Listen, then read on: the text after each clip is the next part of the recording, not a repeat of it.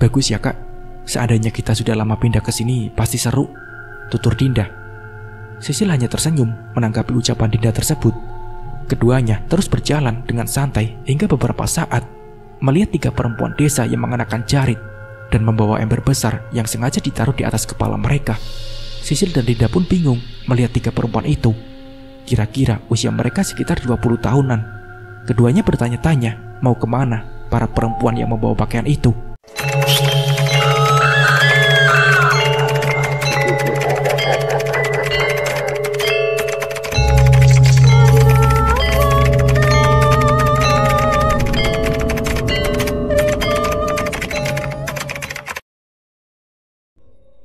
Mau kemana ya kakak-kakak itu? Ucapnya dengan lirih, tetapi terdengar oleh Dinda. Kali ini Sisil yang membuka pembicaraannya. Iya kak, apa mereka mau ke sungai? Kayak cerita-cerita di televisi itu, mau nyuci pakaian kotor di sungai. Tebak Dinda yang sebenarnya juga penasaran. Iya, mungkin juga itu. Apa kita lihat ke sana saja ya? Kakak penasaran mau lihat di sungai? Boleh juga itu kak. Dinda penasaran juga sungainya bagaimana. Jawab Dinda. Ayo kita nyusul mereka. Ayo, tapi diam-diam ya, lirih Sisil sambil menaruh bagian samping jari telunjuknya pada bibirnya sendiri. Iya kak, oke. Bisik Dinda tertawa tanpa suara sembari menutup mulutnya. Sisil dan Dinda berjalan seperti biasanya, tetapi lebih pelan dan berhati-hati. Keduanya mengikuti para perempuan itu dari belakang. Langkah demi langkah yang mereka lalui kian meyakinkan mereka akan adanya keberadaan sungai tersebut. Begitu jelas terdengar suara dari aliran sungai, yang mana keberadaannya tak terlalu jauh dari rumah nenek. Ketika perempuan itu mulai menuruni anak tangga, mereka begitu lihai membawa barang yang berat di atas kepala. Sisil dan Dinda masih mengikuti dari belakang, kemudian menuruni anak tangga itu. Mereka tak tahu berapa jumlahnya dan tak mencoba pula untuk menghitungnya. Namun warga desa tentu tahu bahwa anak tangga yang terbuat dari semen kasar itu berjumlah 21 tangga. Ke-21 anak tangga itu tak tahu terbuat dari kapan, sepertinya sudah begitu lama. Bahkan ketika masa kecil dari 10 yang masih ada di desa ini pun telah menggunakannya untuk menuju ke sungai yang berada jauh di bawah. 10 tangga lurus ke bawah dan 11-nya lagi ke kiri. Tak disadari, Sisil dan Dinda telah berada di tangga ke-18. Sungai itu begitu jelas di hadapan mereka, jernih tanpa bebatuan besar. Sejuk sekali karena dilindungi oleh pohon sekelilingnya. Juga terdapat musola kecil di hulu yang sepertinya tak digunakan lagi. Terlihat dari papan yang menjadi dindingnya begitu rapuh dan lapuk. Kak, ramai ya terdengar suaranya. Bagus banget sungainya, ujar Dinda yang takjub terhadap tempat yang pertama kali ia jejaki ini. Iya, bagus banget malahan. Tapi kita belum tahu orang di sini bagaimana. Jadi baiknya kita pulang saja. Lagian ini sudah jam 4 sore, Din, ucap Sisil yang mempertanyakan jam tangannya yang sengaja dibawa sebelumnya. Iya, oke kak, balasnya. Sisil dan Dinda berbalik badan mencoba menaiki anak tangga yang sama. Namun ketika mereka berbalik badan, warga desa yang terdiri dari perempuan-perempuan berbagai usia yang beraktivitas di sungai itu menyadari keberadaan mereka berdua. Suara yang riuh terdengar dari bawah seketika mengecil. Beberapa orang tetap asik mengerjakan pekerjaan mereka. Anak-anak yang tengah bermandi pun tetap berendam di sungai. Namun ada beberapa yang memerhatikan keduanya, tercengang dan bertatapan kosong. Perhatian Sisil malah terfokus pada seorang wanita parubaya. Perkiraan usianya sama dengan nenek. Segala aktivitas itu terjadi di hilir dari posisi keduanya berdiri. Karena waktu dan suasana sekitar yang tak mendukung lagi dengan keberadaan mereka, Sisil dan Dinda mulai beranjak pergi menjauh dari sungai yang indah itu. Sisil belum sepenuhnya melepaskan pandangan dari wanita yang menarik perhatiannya tadi, hingga semua itu terhenti ketika keduanya tak melihat lagi keberadaan orang-orang di sana. Pada tangga teratas, tiba-tiba Sisil terjatuh. Pikiran yang tak fokus dan mereka yang tengah terburu-buru menyebabkan ia tak memperhatikan jelas tangga-tangga itu. Mereka pun berteriak. Dinda memegang tangan kanan kakaknya sambil jongkok. Kak, kok bisa jatuh? Sakit ya kak? Tanya Dinda. Sisil pun terdiam dalam keadaan tertutup mata sambil menggerakkan kepalanya sesekali. Kak, kok diam sih? Kan harus pulang sekarang, gerutu Dinda. Terdiam sejenak, lalu berbicara. Ayo balik ke rumah sekarang. Ia sebenarnya tak terluka, hanya terkejut saat terjatuh. Tetapi ada yang aneh yang dirasakan. Ketika tangan kirinya menyentuh tanah, laki-laki ditarik mundur ke suatu kejadian yang tak pernah terjadi dalam hidupnya. Sisil dan Dinda berjalan kembali ke rumah nenek. Pikiran dari salah satu di antara mereka masih tertinggal pada posisi tadi, melihat wajah Parubaya di sungai yang seakan tak asing baginya. Mereka akhirnya sampai di rumah tepat waktu dengan keadaan napas yang tak teratur, sebab sepanjang perjalanan terus berlari. Capek kak, capek, gumam Dinda memegangi lututnya. Iya, capek banget Din. Ayo langsung masuk, pasti udah ditunggu, ajak Sisil. Ayo kak, udah lapar banget. Cacing di perut Dinda sudah bertengkar, kelekar Dinda sambil tertawa. Sisil memang tak terlalu banyak bicara bila tidak dibutuhkan, tetapi melihat tingkah Dinda selalu membuatnya merasakan sisi lain dari diri sendiri. Sisil dan Dinda menuju meja makan, dan benar saja semuanya telah siap di atas meja. Mama mengambil sendok dari dapur, dan nenek tengah menggeser kursi yang akan diduduki. Dinda yang telah sampai duluan dari Sisil mulai merajai dengan tindakan-tindakan yang menunjukkan keceriaannya. Sisil pun telah sampai di meja makan, tetapi sebelum duduk ia menuju dapur untuk mencuci tangan di wastafel. Setelah itu semuanya telah duduk rapi untuk menyantap sarapan pertama mereka di rumah nenek. Semua yang berada pada lingkaran meja makan itu begitu menikmati setiap suap nasi yang dimasak dengan penuh cinta hingga sarapan tersebut selesai. Kegiatan pagi itu berlanjut dengan membersihkan setiap sudut ruang yang ada di dalam rumah.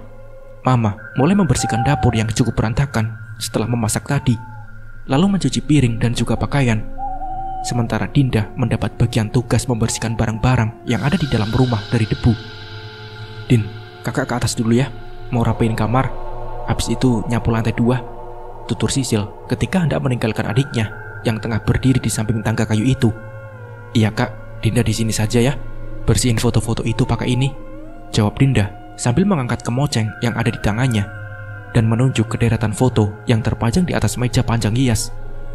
Oke Din, pintu depan dikunci dulu ya, suruh Sisil.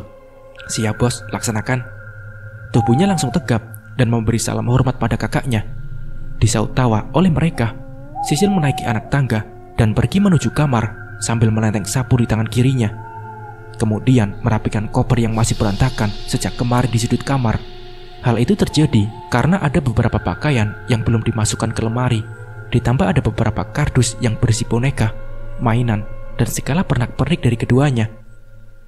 Ketika Sisil tengah asik menyusun pernak-pernik rambutnya di atas meja rias yang memiliki cermin besar itu, ia mendengar sesuatu dari balik dinding kamarnya. Suara dari balik dinding kamar itu tak begitu jelas terdengar, tetapi menarik perhatian Sisil mencari sumbernya. Ia mencoba diam dan memfokuskan semua inderanya tertuju hanya pada objek yang dicari. Suara hasil kepalan tangan yang sengaja dihantamkan keras ke dinding mulai menghantui telinganya yang telah mampu fokus. Keberadaannya pun semakin mengelabui pikiran belia yang tengah menenangkan diri ini. Sisil berjalan menuju salah satu sisi kamar.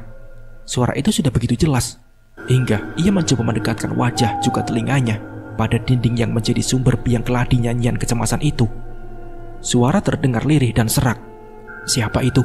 Ujar Sisil yang penasaran dengan sesuatu yang terdengar mengerikan itu. Tidak ada balasan apapun setelah pertanyaan aneh yang terlontar dari bibirnya. Namun keingintahuan membawa Sisil keluar dari kamar dan menemui langsung seseorang yang mengganggunya sejak tadi. Ia selalu berpikir positif dengan beranggapan ada seseorang yang ingin mengerjainya. Sudah sejak kemarin di rumah ini, kenapa baru sadar ada kamar lain?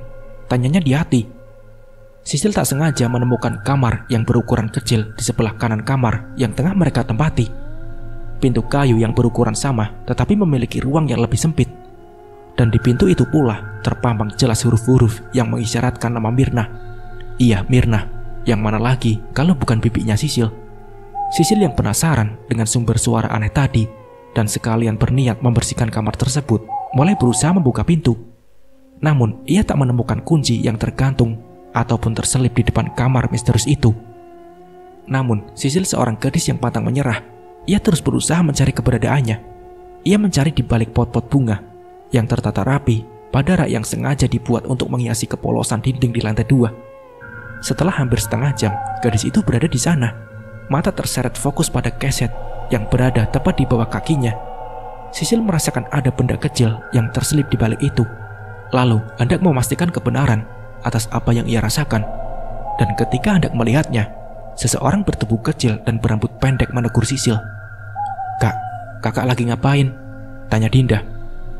"Mau bersihin kamar ini," tunjuk Sisil pada kamar yang ada di hadapannya. "Oh, kayaknya nggak usah deh kak. Seingatnya kemarin sore nenek bilang kunci kamar itu sudah lama hilang. Dan nenek juga tidak pernah mencoba membuka kamar itu lagi," pungkas Dinda sebelum kembali ke kamar. "Ya, padahal kakak pengen bersihin kamar ini," kata Sisil. Ia berbohong pada adiknya untuk menutupi keingintahuan yang menggebu-gebu itu. Sisil belakangan ini selalu merasa ada hal yang aneh yang terjadi pada dirinya. Mulai dari mimpi beberapa kali tarung dengan tokoh pelaku yang sama, pikiran yang tiba-tiba saja melihat suatu kejadian yang ia tak pahami. Semua seakan mengisyaratkan sebuah petunjuk terhadap teka-teki kejadian yang begitu besar. Gadis ini memang masih berusia 13 tahun, tetapi pikirannya cukup dewasa daripada anak seusianya. Kini ia telah mampu mengontrol emosi untuk sekedar menenangkan diri, memikirkan segala kejadian aneh dan membingungkan itu. Sisil memang mampu melihat sosok yang tak dapat dilihat pada manusia umumnya. Hal itu telah ia rasakan semenjak menduduki bangku sekolah dasar pada saat usianya 7 tahun. Ia mampu untuk melihat mereka yang tak terlihat meski berwujud utuh atau hanya sekelebat bayangan saja. Kemampuannya hanya sebatas demikian, tidak yang lain. "Aku cek aja deh di bawah kaset ini, siapa tahu kan," ucapnya bercanda dengan diri sendiri. Sisil mengayunkan tangan, lalu mengarahkan segala fokusnya pada tangan kanan yang hendak mencapai salah satu ujung kain segi 4 berwarna gelap yang berada tepat pada bawah kakinya. Dan benar saja, kunci kecil itu ada di baliknya dengan keadaan yang turut berdebu seiring dengan usia kamar yang telah lama tertinggal pula. "Mah, kakak mau cerita. Sebenarnya ketika kakak melihat kuburan Bik Mirna itu kayak dibawa pergi ke sebuah kejadian yang benar ada. Tapi kakak belum paham maksudnya bagaimana. Kakak ngerasa kalau perempuan yang selalu terlihat dalam kejadian-kejadian itu adalah Bik Mirna. Mukanya mirip banget mah sama foto Bibi yang tergantung di ruang tengah." Sisil bercerita pada mamanya yang tengah duduk di sampingnya. "Ya mungkin saja benar kalau itu Bik Mirna. Lagian kakak memang begitu kan? Bisa melihat apa yang mama tidak bisa lihat meski jarang banget nampak utuh. Gak apa-apa, mungkin karena kakak keponakannya jadi masih punya ikatan darah untuk menampakkan kejadian yang belum selesai masa hidupnya." Mama berkeringat dingin meyakinkan Sisil, seakan mama tengah merahasiakan sesuatu hal yang besar. Mungkin saja ya mah. Semua ini buat bingung, karena yang kakak tahu tidak ada keluarga ini yang bisa melihat hal seperti itu. Memang sih semua ini sudah dirasakan sebelumnya, tapi kakak jarang banget untuk merasakan kehadiran sosok itu secara utuh. Kehadirannya dalam mimpi, bayangan yang tiba-tiba datang menghantui pikiran, membuat semua itu menjadi tanya untuk kakak mah. Kaitan antara ibu muda yang berwajah seperti Bibi, anak perempuan, bayi laki-laki, pisau yang ditusukkan ke perut. Apa arti semua ini? Tanyanya pada mama. "Perlahan saja kak, tenang dan jangan terlalu dipikirkan," tutur mama. "Atau jangan-jangan Bibi meninggal karena dibunuh?" "Us, jangan ngawur kamu. Bibi Mirna itu meninggal karena kecelakaan mobil sama papa kak. Jadi tidak ada sangkut pautnya dengan yang sering hadir dalam penglihatan kakak," tegas mama, kemudian beranjak pergi ke lantai 1. Percakapan pada pagi menjelang siang berakhir setelah sebelumnya Sisil berhasil menemukan kunci kamar misterius itu dan diajak cerita oleh mama di kamar. Meski begitu, Sisil belum sempat membuka kamar dan mencari tahu sumber suara yang ia dengar. Sisil memang anak yang cukup susah bergaul dengan lingkungan, cenderung tertutup. Namun, berbeda sekali di hadapan mamanya. Ia terbuka terhadap berbagai hal yang dihadapi, meski tak seterbuka Dinda. Adiknya itu memang selalu membawa keceriaan di antara keluarga kecil mereka yang sudah tak lagi utuh. Tanggapan mama atas cerita Sisil siang ini menumbuhkan tanda tanya besar pada pikiran Sisil, karena ia paham betul sifat dan sikap mama tak mungkin kiranya bersikap demikian. Sehingga Sisil menaruh curiga atas adanya rahasia yang sejak lama mama tutupi. Hari-hari berikutnya, kejenuhan mulai menghantui keceriaan mereka. Pagi itu, Sisil dan Dinda menghirup udara kesejukan perdesaan di teras depan. Langit mulai memakan bintang-bintang yang memang tak begitu jelas terlihat dari semalam. Matahari pun masih malu-malu untuk menunjukkan sinar kehangatannya. Udara yang tak terkotor kesuciannya begitu terasa sejuk, memberi ketenangan bagi keberadaan mereka yang menanti sejak semalam. Terlihat pula dedaunan yang tumbuh di sekitar rumah basah dan hanya tersisa tetesan-tetesan air hujan yang tertampung oleh lekungan kecil di dedaunan tersebut. Di lain sisi, manusia sekitar masih enggan beranjak dari ranjang untuk menikmati keberadaan pagi ini. Sisil dan Dinda telah siap sedia duduk di hadapan itu semua. Keduanya melihat keadaan sekitar demi 2 gelas susu panas dan beberapa cemilan berupa pisang goreng dan roti kering kesukaan mereka. Pakaian mereka masih sama seperti semalam, sebab keduanya belum mandi karena merasa terlalu dingin untuk mengerjakan kebiasaan pada pagi itu. Dingin sekali, ucap Dinda sambil merapatkan kedua tangannya di bawah ketiak. Iya, bener banget, Din, saut Sisil. Tak selang beberapa waktu, terdengar sesuatu dari samping rumah, seperti ada langkah kaki yang mengenai rerumputan hijau yang tumbuh rapi di sana. Suara itu semakin jelas terdengar. Sisil yang menaruh curiga adanya seseorang yang menginjakan kakinya di atas itu, mencoba diam-diam mendekati sumber suara tersebut. Ia begitu lincah melangkahkan kaki yang panjang dan badannya yang kurus, melewati pot-pot bunga yang ada di sepanjang teras depan. Menundukkan badan dan hanya matanya yang berkeliaran memandangi lingkungan sekitar. Dinda yang juga penasaran mengikuti dari belakang. Tenang, Din, itu kayak ada orang dekat kuburan Bibi, sembari meletakkan jari telunjuknya pada bibirnya sendiri. Mana, Kak? Tanyanya sambil menggeser tubuh Sisil agar melihat sosok yang berpakaian gelap itu. Seseorang yang berada di makam menyadari keberadaan 2 gadis itu. Cahaya dari dalam rumah yang mengarah ke makam Bibi karena jendela yang terbuka menyebabkan wajah sosok misterius itu tertangkap oleh mata Sisil. Astaga, nenek itu, ucap Sisil yang tampak syok. Nek. Spontan, Sisil memanggil sosok wanita parubaya itu yang sebelumnya berada di makam Bibi, yang sekarang mencoba menjauh pergi menuju pepohonan dan rumput-rumput di sekitarnya. Nenek, kan nenek di dalam, Kak. Dinda pun bingung siapa yang dimaksudkan oleh kakak. Bukan gitu, jawab Sisil singkat. Ia masih tercengang dan bertanya-tanya dalam hati atas kejadian tersebut. Siapa sih, Kak? Tanya Dinda yang bingung dengan keadaan tersebut.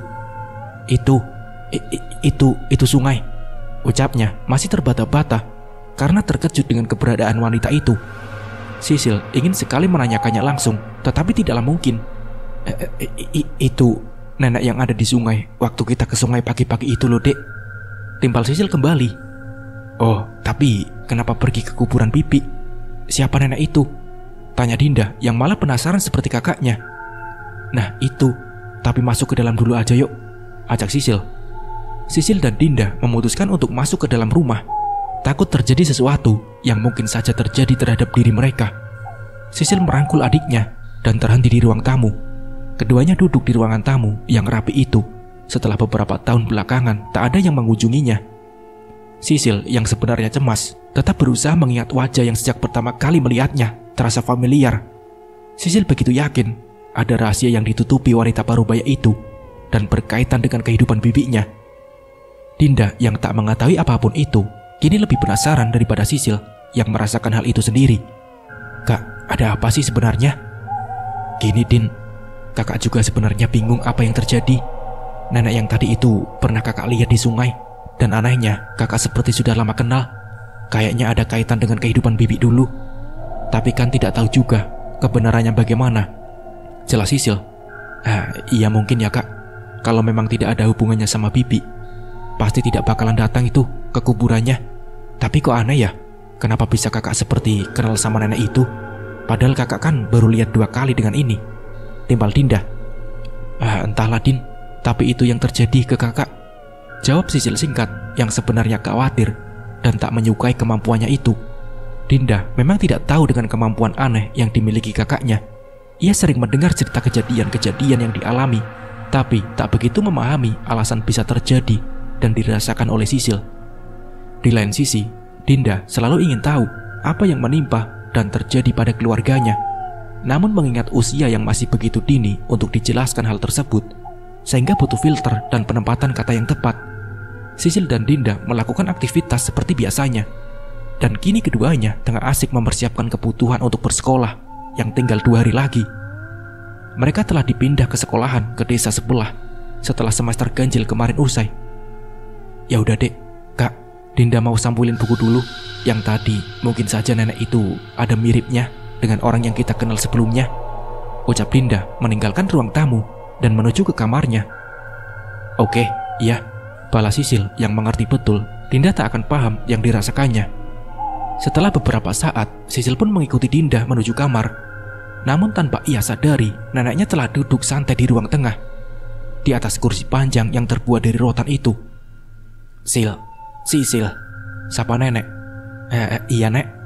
Sisil terkejut atas keberadaan nenek yang tak sadar ia lewati begitu saja. Padahal langkah kakinya tak terlalu besar dan baru saja menginjak anak tangga yang pertama. Kembali turun dan menghampiri nenek. Ada apa nek? Tanyanya. Nenek, kenapa di sini? Sambil mencari posisi nyaman di samping neneknya. Gak boleh nenek duduk santai di rumah sendiri. Sambil tersenyum. Sisil pun tertawa. Sisil yang mengetahui maksud neneknya bercanda. Bagaimana persiapan sekolahnya? Sudah selesai? Tanya neneknya. Sudah nek, tinggal bantu Dinda menyampulkan bukunya. Oh ya nek. Iya, kenapa Sil? Nenek menanggapi ucapan Sisil yang sepertinya hendak bertanya panjang lebar. Subuh tadi ada satu orang perempuan sama umurnya kayak nenek, cukup lama di kuburan Bibi Mirna. Tidak tahu juga ngapain, tapi abis Dinda sama Sisil deketin dan nenek itu kayaknya sadar. Dia langsung lari ke semak-semak nek. Jadi ya gitu bikin penasaran. Soalnya Sisil kayak beneran kenal sama dia. Ada tai lalat di pipinya yang mengarah ke hidungnya nek. Sisil terus berusaha menjelaskan detail kejadian itu. Aminah. Aminah? Siapa nek? Tanya Sisil yang bingung dengan tanggapan nenek atas ceritanya itu. Nenek berbicara terbata-bata, mengisyaratkan rasa cemasnya dengan seseorang di balik nama itu. Siapa nek? Kok malah takut gitu? Aminah itu nama perempuan yang ada di kuburan bibi itu. Gitu maksudnya nek? Nenek menjawab ragu. Iya nduk, Aminah itu sahabat nenek sejak kecil. Karena sama-sama dibesarkan di desa ini juga oleh orang tua kami. Terus kenapa tidak seperti baik-baik saja nek antara nenek berdua? Apa bertengkar, musuhan atau bagaimana nek? Kok kayak nenek kaget banget sih? Tanya Sisil yang seakan menginterogasi neneknya sendiri. Ia tidak memberi celah untuk neneknya berbicara dan mengelak lagi atas pertanyaan-pertanyaannya. Tak tahu sesuatu yang dipikirkan gadis belia itu. Yang jelas ia merasa neneknya berbicara apa yang dirasakannya saja, tetapi menutupi kejadian sebenarnya yang terjadi 10 tahun silam. Sisil yang terus mendapat petunjuk terbatas dengan adanya pasal kejadian, semakin merasa bingung karena keadaan dalam kehidupan nyata menolak untuk memperjelas segala yang telah lenyap dan dilenyapkan dari kisah kehidupan Bibi Mirna. Bukan bertengkar, musuhan atau bagaimana, tapi lebih menyendiri terlebih dahulu. Jadi nenek dan Aminah itu bersahabat sejak kecil, satu sekolah dan teman bermain sehari-hari. Sampai tumbuh dewasa, setelah berumah tangga sekalipun tetap kayak gitu. Nenek menggaruk kepalanya yang tak gatal dan melanjutkan penjelasannya.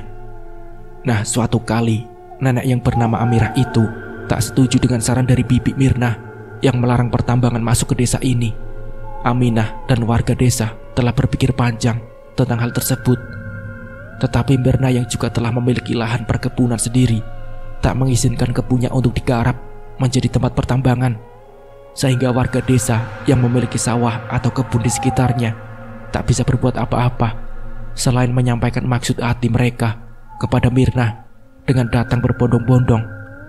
Sebelum kepala desa sudah berbicara baik-baik sama Mirna, namun Mirna orang yang teguh pendirian, tak tergoyahkan sama sekali. Semenjak itu nenek merasa Aminah tak sejalan lagi. Buktinya jelas Sil, nenek menjelaskan permasalahan yang ia hadapi begitu umum. Terus kenapa nenek malah takut bukan kelihatan marah? Tanya Sisil dengan wajah lugunya, meski ia paham betul setiap detail yang dijelaskan oleh nenek. Nenek belum menanggapi pertanyaan Sisil. Ia hanya tampak menggerakkan bola matanya ke kanan dan ke kiri. Nenek, ucap Sisil yang bermaksud menekankan kembali pertanyaannya tadi. Dok, kapan-kapan lagi ya ceritanya? Pinggang nenek sudah pegel banget buat duduk lama, mulai gak kuat. Nenek ke kamar dulu berbaring ya. Nenek mengelak dari pertanyaan cucunya yang begitu penasaran kebenaran dari yang terjadi belakangan ini. Tapi nek, balas Sisil. Nenek berdiri dan memegangi pinggangnya yang mulai lapuk seiring usianya yang menua. Sisil mengantarkan nenek ke kamar hingga tidur terlentang di kasur. Ini kali pertama gadis belia itu masuk ke sana setelah 6 hari mereka berada di rumah klasik milik neneknya itu. Sisil melihat sekilas adanya foto keluarga yang terpampang jelas di dalam kamar. Foto keluarga itu mulai terlihat kusam. Namun, Sisil terpaksa segera menjauh dari sana karena sebelumnya hanya diminta untuk diantarkan sampai pintu saja. Sisil yang tak merasa enak karena telah mengantarkan nenek hingga ke kamar untuk berbaring, segera kembali ke kamarnya di lantai 2 dan menghilangkan fokus pada foto keluarga tersebut. Seperti ada yang janggal di foto itu, gumam Sisil. Ia menaiki anak tangga dan kembali ke kamar membantu Dinda untuk memberi sampul pada buku. Sisil melupakan sejenak sesuatu yang menambah beribu tanya yang telah ada di otaknya. Mereka putus asa untuk mengungkap dengan lancar pertanyaan-pertanyaan itu. Semuanya saling bertentangan satu sama lain dengan yang ia lihat di luar dunia nyata pada umumnya. Kok foto keluarga yang tadi itu jumlahnya kayak lebih 1 orang yang dari foto-foto lain yang tergantung di ruang tengah? Kalau memang iya, siapa 1 orang itu? Tanyanya di hati. Sisil tak sempat melihat siapa saja yang ada di foto tersebut. Ia hanya melihat sekilas dan mengetahui ada 6 orang yang berada pada foto itu. Ia terus saja mengingat-ingat dan akhirnya, Iya, ada anak perempuan yang di bangku Bik Mirna di foto tersebut. Pertanyaannya, siapa anak itu? Apa itu anak Bik Mirna? Lalu, di mana anak itu sekarang? Dan kenapa nenek juga tidak pernah menyinggung cerita anak perempuan tersebut? Dalam mimpi dan penglihatan yang datang secara tiba-tiba itu, Sisil melihat anak perempuan kecil yang berwajah samar digandeng oleh ibu muda yang mirip sekali dengan Bibi. Sisil sendiri belum berani untuk memutuskan bahwa sebenarnya itu adalah Bibi dan anaknya. Tetapi ia mulai meyakini, apalagi setelah melihat foto keluarga tersebut. Sisil yang tengah membantu Dinda memberi sampul pada bukunya, mencoba hilangkan segala hal yang menjadi bahan pikiran baginya. Rasa bingung dan penasaran memang menghantui dirinya. Tetapi bagaimanapun, Sisil harus tetap melanjutkan kehidupan nyatanya dengan baik. Apalagi lusa, Sisil dan Dinda akan masuk ke lingkungan yang baru di sekolah.